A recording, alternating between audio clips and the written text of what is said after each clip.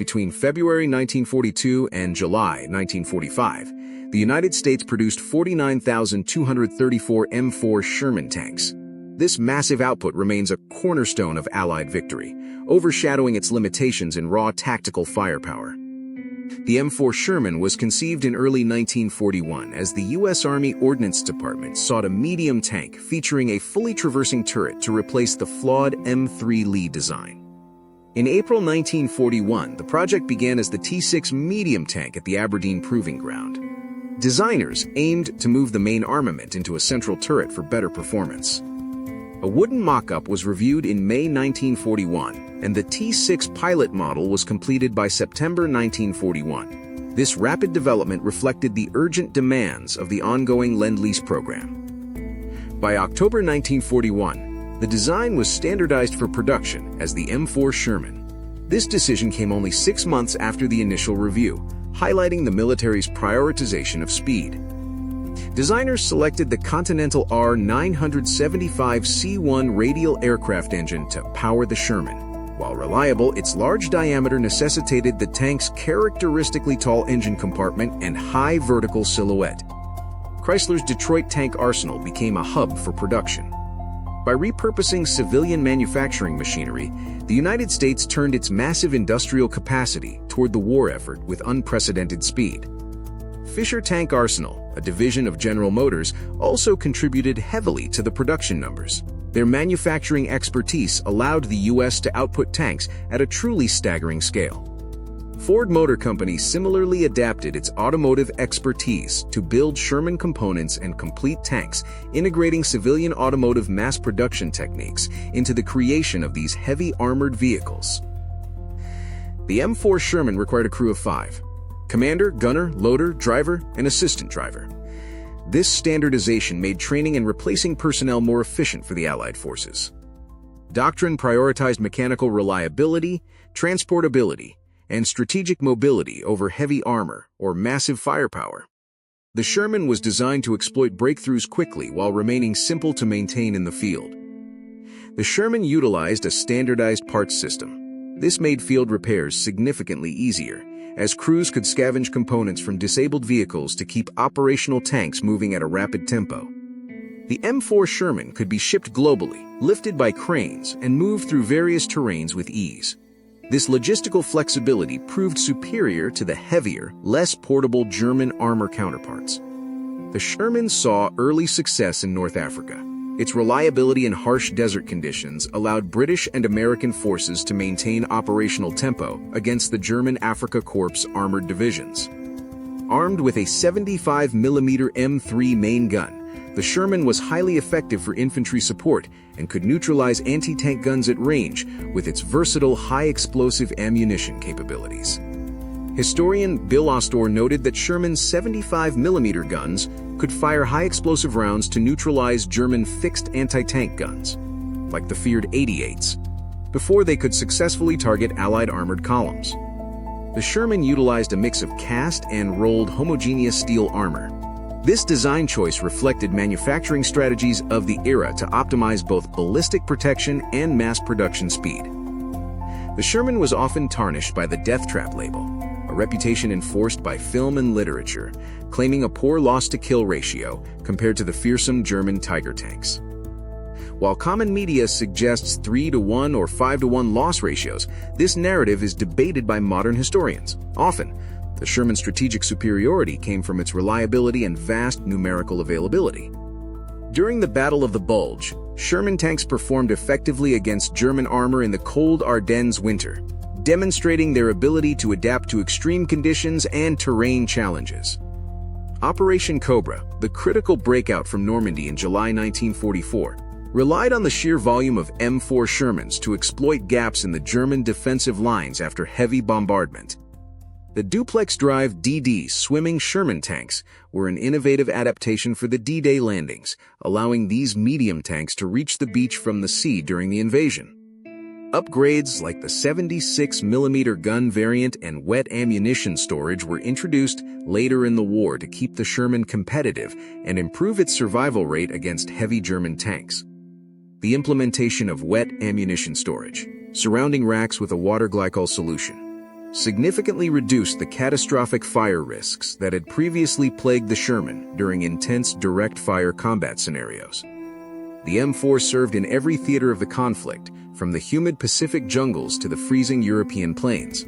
Its adaptability defined the Allied armored strategy throughout the war. Supplied to British, Soviet, and Free French forces via Lend-Lease, the Sherman became an international workhorse.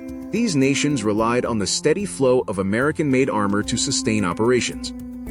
While reliable, the Sherman was a complex machine that demanded constant maintenance. Its battlefield effectiveness was best realized when armor, infantry, artillery, and recovery units moved as one system. From the February 1942 start to the July 1945 finish, the Sherman was built by the American Locomotive Company, Baldwin, and many others, totaling 49,234 units produced for the war. The Sherman's unit cost in 1945 dollars ranged from $44,556 to $64,455, depending on the variant.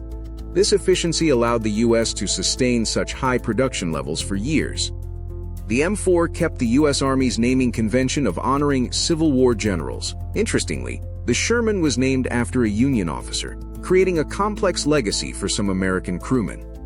Even after 1945, the Sherman continued in service globally for over a decade. It saw action in the Korean War, the 1948 Arab-Israeli War, and several other major conflicts worldwide. From the Indonesian National Revolution to the Indo-Pakistani War of 1971, the M4 Sherman remained a battle-proven platform, demonstrating extreme longevity beyond its original design requirements for the Second World War. The M4's design, inherited from the M3 Lee's suspension and powertrain, prioritized ease of repair. This allowed crews to maintain the tank even in remote environments with minimal professional tooling. Selecting the R975 radial engine allowed Chrysler, Ford, and General Motors to use existing aircraft manufacturing supply lines. This saved crucial time when converting civilian plants for massive military armored production. Its legacy is tied to tempo. It could exploit openings quickly, provided that fuel and maintenance kept pace with the armored division's rapid advances across hostile, war-torn European terrain. Later variants introduced a 105mm howitzer, which provided enhanced infantry support and indirect fire capability. This further expanded the Sherman's role on the battlefield, making it an even more versatile asset. Armor ranged from 12.7mm to 177.8mm, depending on location and variant.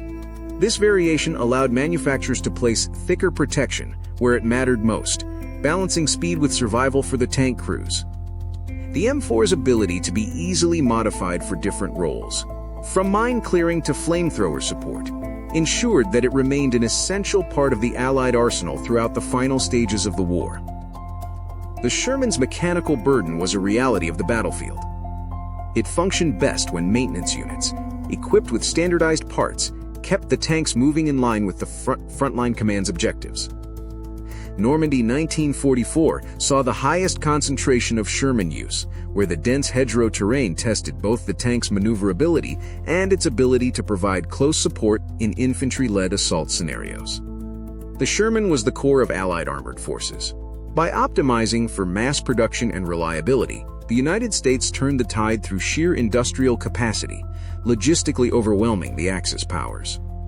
Standardization across the entire Sherman line, from hulls to engine mounts, meant that replacement tanks were functionally identical to those lost, keeping the division's combat effectiveness stable throughout the longest deployments. The Sherman's weight and size were deliberate, designed to fit standard cargo ships and railcars. This meant the U.S. could deploy more tanks per ship, winning the logistical war at sea. Because every Sherman operated on a similar core platform, crews were easier to train and redeploy. This human resource efficiency was just as important as the speed of production in factories. Shermans exploited breakthroughs by maintaining high tempo. When one tank broke down, the next could quickly fill its role. This was the true engine of the Allied victory on the ground. Introduction of the 76mm gun variant was a calculated answer to German armor development. It provided the necessary firepower to engage heavier targets, keeping the M4 relevant until the war's end. From the Ardennes to Italy, the Sherman's versatility allowed it to adapt to local conditions. Its ability to support infantry while maintaining decent mobility remained a decisive factor for local commanders. America's decision to build over 50,000 Shermans was a gamble that paid off. It ensured that Allied forces were never lacking in armor, even when facing significant losses in combat. Shermans could maneuver across broken terrain better than heavier German tanks. This mobility meant they could frequently outflank their more powerful enemies before they could use their long-range firepower effectively. The M4 wasn't the perfect tank, but it was the perfect tank for the Allied war machine. Its production design was a logistical success that redefined modern armored warfare permanently. Behind every Sherman was a vast logistical chain. From shipping to spare parts, this system ensured the tanks were always operational when the front line required them the most. The ability of crews to replace a damaged final drive in a few hours was a massive force multiplier, ensuring that disabled tanks were rarely destroyed in the long run. Crews formed strong bonds with their machines. Despite the myths, they trusted their tanks because they knew they could be reliably repaired and upgraded, and they were always well supplied. The decision to use automotive components wasn't just cost-effective. It enabled rapid mass production, which allowed the U.S. to overwhelm the Axis powers simply by out-manufacturing their own replacement rate. The Sherman's strategic value was the total package. It was reliable enough to work, available in such numbers that loss mattered less, and adaptable enough to keep growing. Modern study confirms the Sherman's effectiveness was rooted in its balanced design. It wasn't the best tank in every category, but it was the best system for the Allied strategy. In the final analysis, it was the Sherman's reliability that mattered most to command. They needed a tank that could make the long journey and arrive ready to fight. The M4 Sherman story is the story of America's industrial success. It won not through overwhelming power, but through an overwhelming ability to produce, supply, and repair its main tank. Ultimately, the Sherman proved that quantity has a quality all its own. By focusing on production and sustainability, the United States turned a medium tank into the war's ultimate workhorse. The Sherman teaches us that military success isn't just about the best gun or thickest armor. It's about the entire system of production, logistics, and reliability behind the machine. What do you think? Was the Sherman's reliability the key to victory, or was it just the sheer numbers? Let us know in the comments. Subscribe for more history deep dives.